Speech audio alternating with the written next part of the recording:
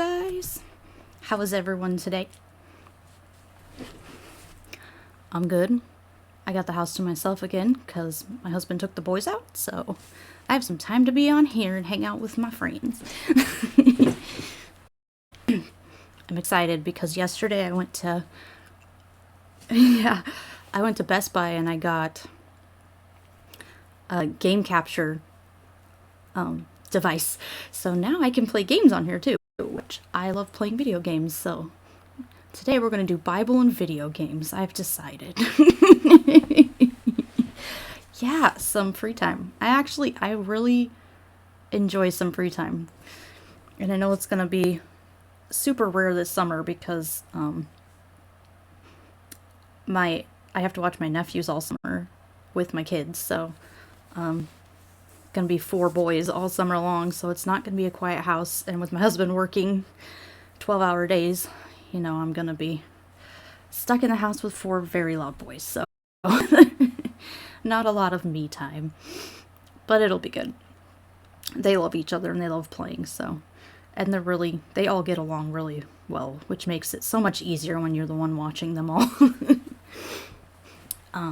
Yeah, today we're gonna do Genesis 24 and 25. I'm trying to remember what we did yesterday was Abraham and Isaac, and Abraham was told by God to go up the mountain, and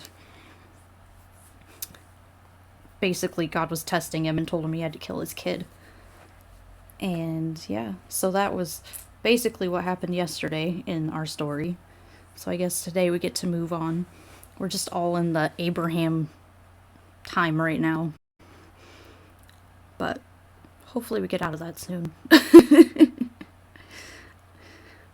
Yeah, thank you everyone who's come here and has been following my stuff. This morning was interesting. I got attacked by some Christians, so and that was a difficult thing because one of them actually knew a lot about history, and it's I know a lot about history, but I don't know it off the top of my head. It's not like I'm a scholar in it, but I know enough of the Bible history and enough of actual historical events that occurred and stuff that some of the stuff he was saying was biased towards had already believed. But he didn't think that was true, so yeah, it was a nightmare, and it sucks because it looks like, on the Christian perspective of it, it looks like I was getting creamed when that wasn't really what was happening. I was actually trying to make sure that the sources I had were backed up by evidence, because those were things that I actually knew. I was Googling them to give him proper evidence instead of just spouting what I remembered and being like, well, I remember this, but he took that as I didn't know. Yeah, they don't care about evidence. No. He took that as I didn't know anything about history, and I was basically just someone spouting skeptic nonsense, and I didn't know what I was talking about. And it's so frustrating because it's I know these things. I do know these things. I just don't know them the same way that you know them, and it's hard to get that across. And I'm trying not to get discouraged because I know, there are people who are questioning, and there are people who want to maybe, come out of the faith, and they don't know how to do that. And those are the people that I really want to be there for, because I know for me, if I hadn't had the people online, I would have felt very, isolated. Even before I did YouTube, even just hearing other people's stories about coming out of the church and understanding where they're coming from, really helped me not feel like I was alone. And I think that's a big part of why I do this now, because a lot of the people that I was watching, a lot of them were guys. And I mean, there's nothing wrong with guys or girls, but I just felt like there wasn't as many married women who had kids Like a lot of them were guys, or like they were like single women, or just women who were, dating these guys, or the girls that were on there. And I don't know, I felt more drawn to the fact that because I was a mom and because I was a wife and I had gone through this, that I wanted to be there for other moms and other women who had gone through this, because there's a whole other side to leaving the church when you're a mom, because like that's a whole community. Like those people have been with you since the beginning if you've been going to church your whole life. And losing those people, yeah, and worrying about your kids and if you're doing the right decision, yeah, that's a big thing. And yeah, because I had a whole community of people around me that were my age. They had kids. We all hung out. Like, we would go out to dinner dates and we would, have Bible studies together. And, like, the second that my husband and I left the church, like, that community that we had was gone. And I think that is a scary thing for a lot of parents. And especially if you're a mom and you're the one who's having to make the decision to leave or keep your kids in. And like, how are you going to do this without this community that you've had for so long? But I think in the end, like I said yesterday, I think it was the best option to leave because of the toxic environment. Like, it's not worth putting my kids through the abuse and the mentality that I had growing up. It's not healthy, and I want them to be healthy. So, but yeah, that's kind of one of the reasons I do what I do, because I feel like we need more people in that like demographic. And I could be wrong. I mean, I've met other moms and stuff now, and like Godless Mom, I saw her on like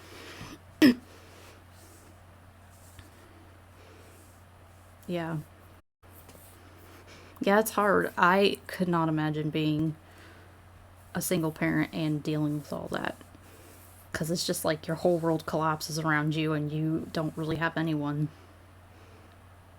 that can help you. And I think I'm kind of glad that my husband came out first, like he left the church first, because not like he understood what I was going through to a point, and because we both had been raised in that. So I think that really helped too, in that whole aspect of having each other to lean on, because I think it would have been much more difficult if everyone else around me had been Christian. But yeah, I know how, I kind of like look at that and see, I know how he feels now, because like he's the one who came out first and was like, yeah, I'm not Christian anymore. But I think that was really difficult for him. And I'm glad that he didn't give up on us and challenged me and helped me see, that this is the best thing for our family. And I'm glad, because I am happy to be who I am today. And I'm happy to, help other people who might need that. So, yeah. So I guess we can get on to our Bible reading now that I'm just chattering away. Yeah, we're gonna do Genesis 24 and 25.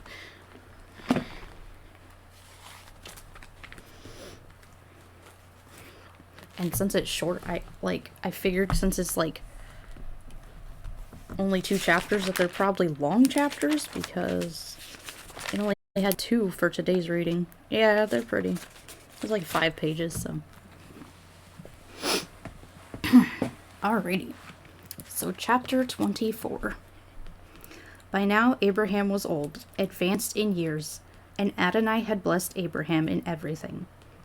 Abraham said to the servant who had served him the longest, who was in charge of all he owned, "Put your hand under my thigh, because I want you to swear by Adonai, God of heaven and God of earth, that you will not choose a wife for my son among the women of the Canaanite, among whom I am living, but that you will go to my homeland, to my kinsmen, to choose a wife for my son, Isaac."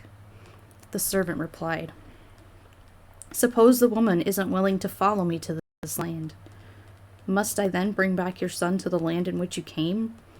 Abraham said to him, See to it that you do not bring my son back there. Adonai, the God of heaven, who took me away from my father's house, and away from the land I was born in, who spoke to me and swore to me, I will give this land to your descendants. He will send his angels ahead of you, and you are to bring a wife for my son from there.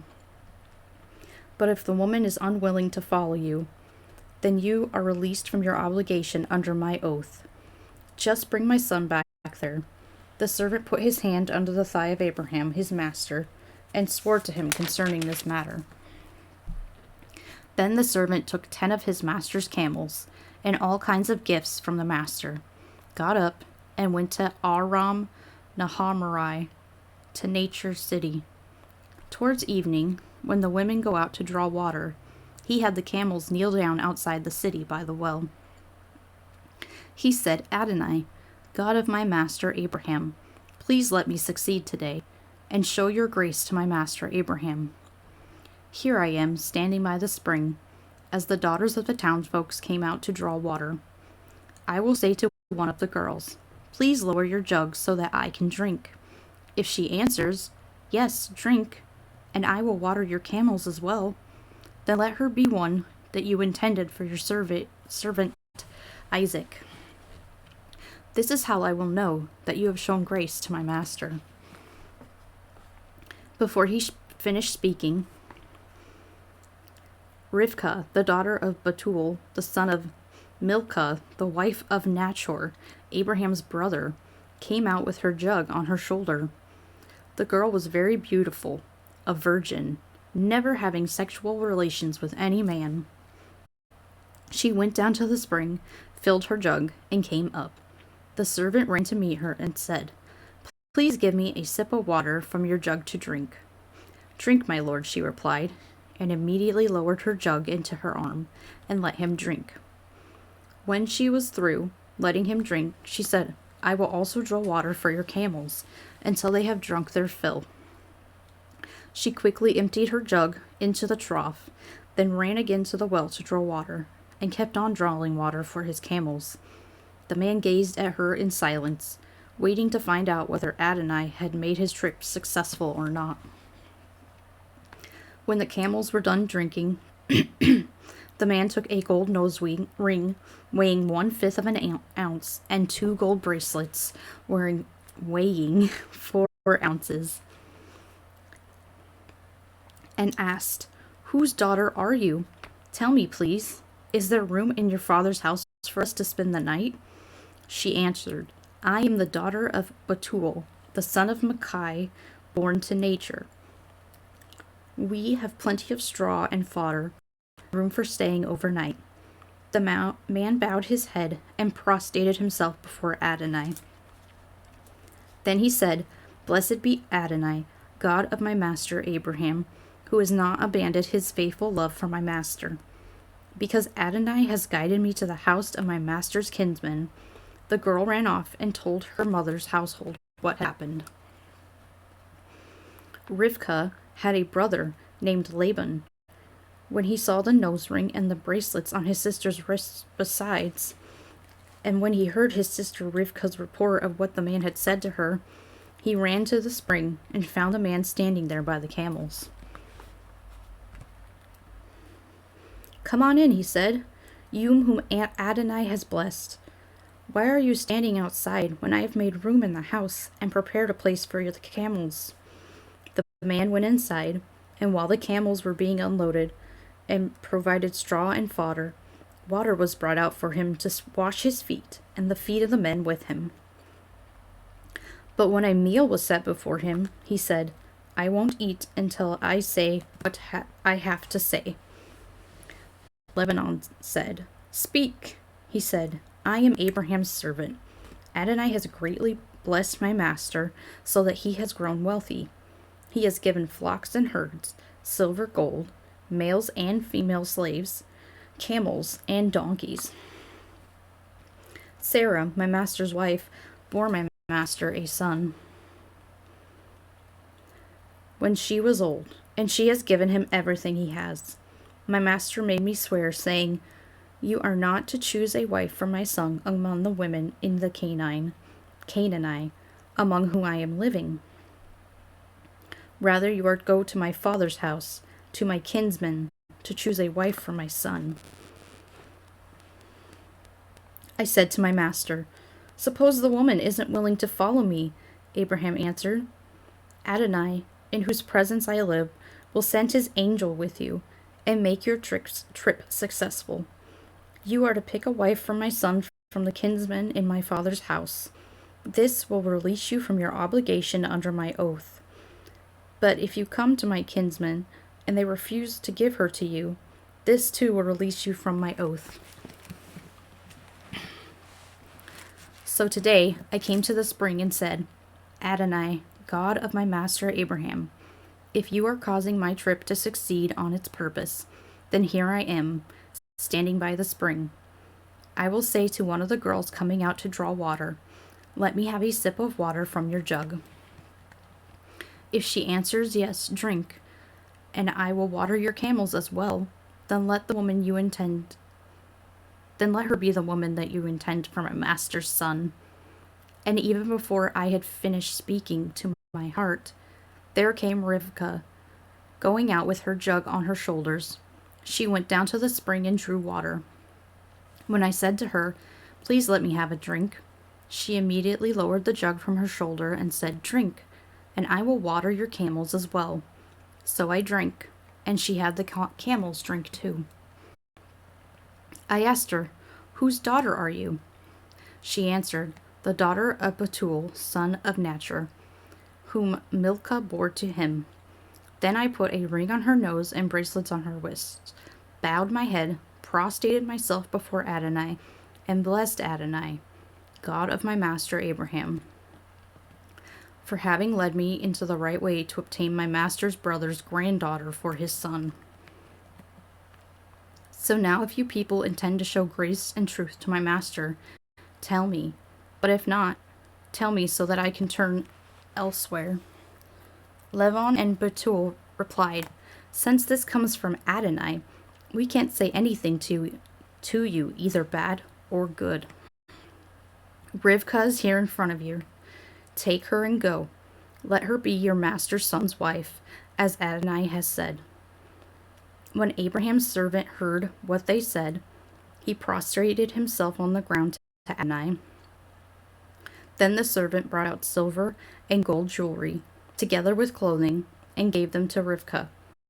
He also gave valuable gifts to her brother and mother. He and his men then ate and drank and stayed the night.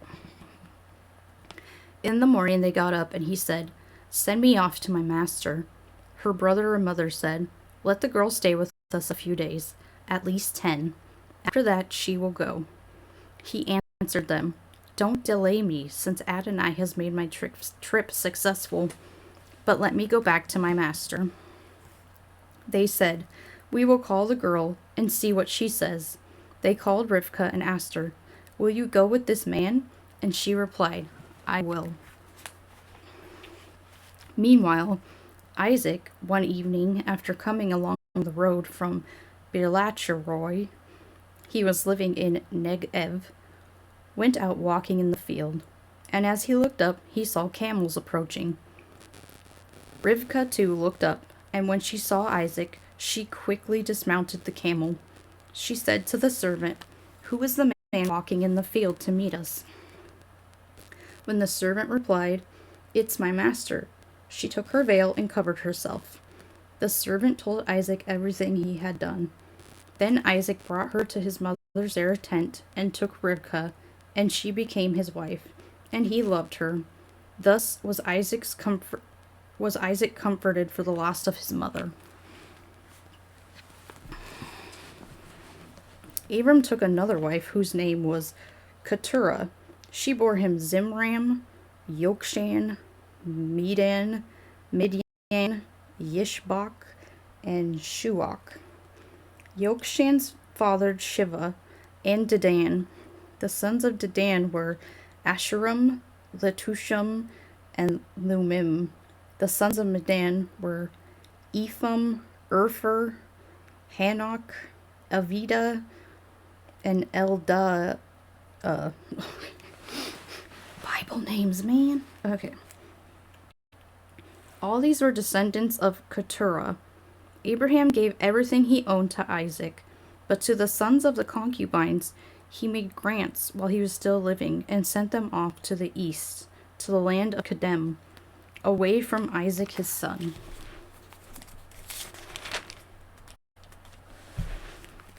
This is how long Abraham lived, 175 years. Then Abraham breathed his last, dying at a ripe old age. An old man full of years, and he was gathered to his people. Isaac and Ishmael, his sons, buried him in the cave, in the field of Ephron, the son of Chazar, the Hittite, by Mamre, the field which Abraham purchased from the son of Het. Abraham was buried there with his wife Sarah. After Abraham died, God blessed Isaac his son, and Isaac lived near Beer Lachai Roy. Here's the genealogy of Isaac, Abraham's son, whom Hagar the Egyptian woman... Oh, did I say Isaac? That was Ishmael. Ishmael, Abraham's son, who Hagar the Egyptian woman bore to Abram. These are the names of the son of Ishmael, listed in the order of their birth.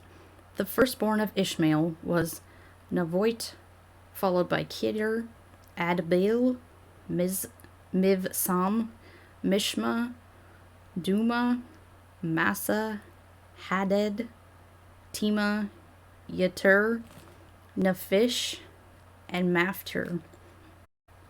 These are the sons of Ishmael, and these are their names, according to the settlements and camps, 12 tribal rulers. This is how long Ishmael lived, 137 years. Then he breathed his last, died, and was gathered to his people. Ishmael's sons lived between Havilah and Shur, near Egypt as you go towards Asher. He settled near all of his kinsmen. Here's the history of Isaac, Abraham's son. Abraham fathered Isaac.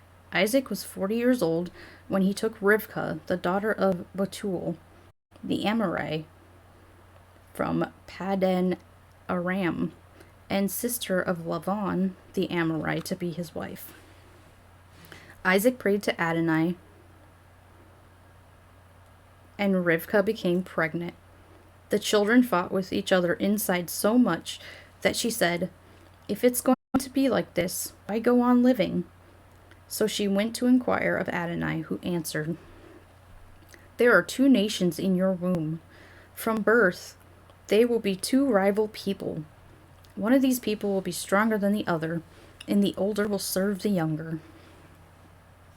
When the time came for her to deliver, there were twins in her womb. The first to come out was reddish and covered all over with hair like a coat. So they named him Esau. That is, having hair already. Then his brother emerged with his hand holding Esau's heel. So they named him Yaakov. Okay, catches him by the heel. Isaac was 60 years old when she bore them. The boys grew. Esau became a skillful hunter and outdoorsman, while Yaakov, oh, I get it, it's Yaakov because it's Jacob. The first ginger, yeah. He was a hairy one. Was a quiet man who stayed in the tents. Isaac favored Esau because he had a taste for game, while Rivkah favored Jacob. One day, when Jacob had cooked some stew, Esau came out in front of the open country exhausted. He said to Jacob, "Please, let me gulp down some of that red stuff. That red stuff, I'm exhausted." Jacob answered, "First sell me your right as the firstborn." "Look, I am about to die," said Esau. What use are my rights as firstborn?" Jacob said. "First swear to me."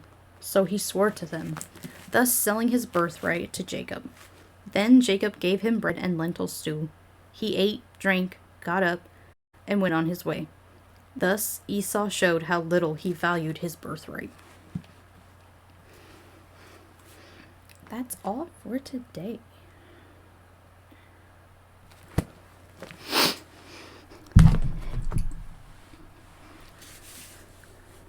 So we, yeah, talked about Isaac getting a wife to comfort him because his mom had died. So, and yeah, it's that whole women is property thing again. She didn't have a choice, she had to be his wife, so. Yeah, I don't know. I don't have much to say about today's. It was kind of straightforward, and I think a lot of us who grew up in church like knew that story about Esau and Jacob and how they were always fighting. They weren't huge fans of each other. Yeah, I don't know what else to say. Today was kind of straightforward, but thanks everyone for coming. I am going to, if you want to stay around, I'm going to play some Hyrule Warriors if you guys like Zelda games. But if not, then I'm going to try to do another Bible reading tomorrow. And if you haven't seen the past ones, you can go back. They're both on my Twitch. And I've been trying to upload them to YouTube too. So you can go back and watch the past ones if you want to catch up if you've been missing any of those in the past couple days. I know Tons of Mice has been here. He was here yesterday. We were talking about Pop-Tarting.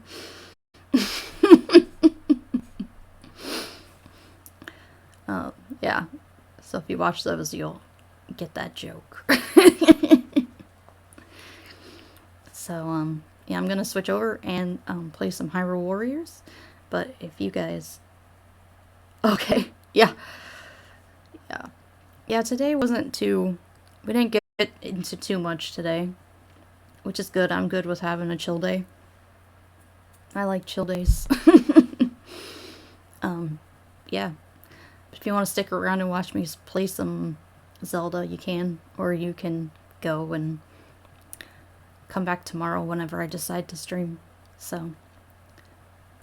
I don't have a really good schedule with everything because my kids are still in school, so they still have like online school.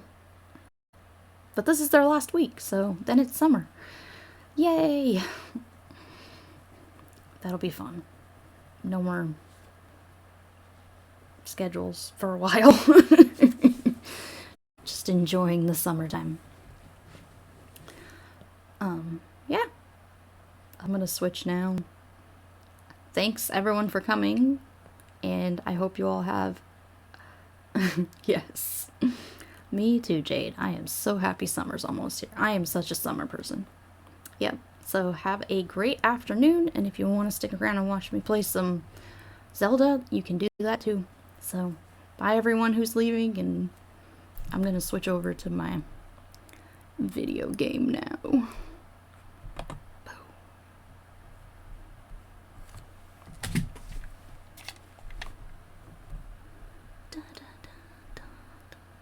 Okay, I need...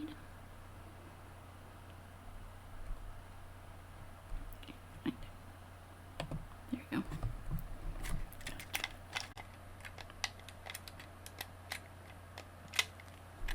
The volume is not working.